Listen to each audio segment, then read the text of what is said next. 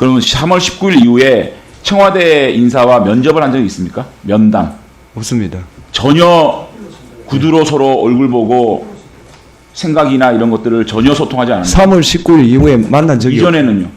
이전에 인사검증팀 직원들로부터 그 서류에 보면 이렇게 되어 있는데 왜 자료가 이렇냐라는 그 전화를 그러니까 받았어요. 전혀 면접 같은 건 한 적이 없어요? 없습니다.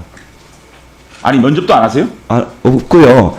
제 질문을 해가지고 제가 답변한 것만 있습니다. 그러니까 여기서 청와대의 인사검증이 얼마나 허술한지 나오는 겁니다. 청와대가 이렇게 가장 중요한 최우선 순위로 검증해야 할 사안에 대해서 전혀 검증하지도 않고 여기서 저는 청와대의 인사검증이 얼마나 부실하고 얼마나 인사 참사를 야기할 수밖에 없는지를 단적으로 보여주는 사실이라고 생각이 듭니다. 만약에 윤석열 지검장께서 저희가 국정감사할 때 이 문제에 대해서 수사를 하겠다고 명시를 했습니다. 그럼 저희는 이 포괄적으로 이 문제에 개입된 분들은 수사선상에 올라가 있다고 생각하는 거예요. 그거는 청와대 민정수석실에도 너무도 잘 알 수 있는 얘기거든요. 그럼에도 불구하고 서류라든지 면접이라든지 구두로라도 후보자에게 이 문제에 대해서 물어보지도 않고 또 후보자는 답변한 적도 없고 이런 분들이 지금 인사검증을 하고 있는 겁니다. 최소한 이 문제에 대해서 우리 의원들이 전부 다 6명이서 이 문제에 대한 얘기를 하고 있지 않습니까? 그런데 청와대 민정수석실에서는 이 문제를 얘기도 안 하는 겁니다.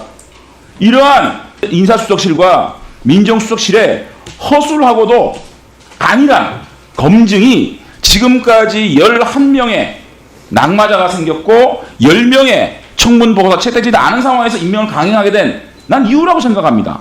저는 청와대에서 이런 검증을 하는 잣대와 우선순위로 검증해야 될 게 뭔지에 대해서도 모르고 이런 아마추어들이 인사검증을 하고 있는 겁니다. 이 문제에 대해 지적을 하는 겁니다.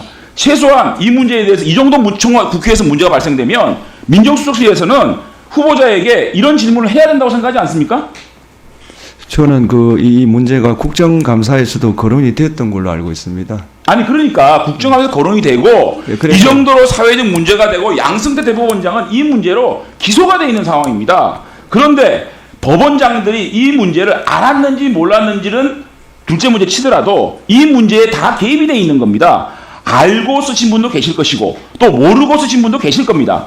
그런데 이 문제에 대해서 민정수석실에서는 단 한마디도 물어보지 않았다? 이게 검증입니까? 이런 청와대의 안일한 검증 때문에 이런 인사참사가 벌어지고 있다. 어떻게 생각하세요? 예, 그거는 제가 예.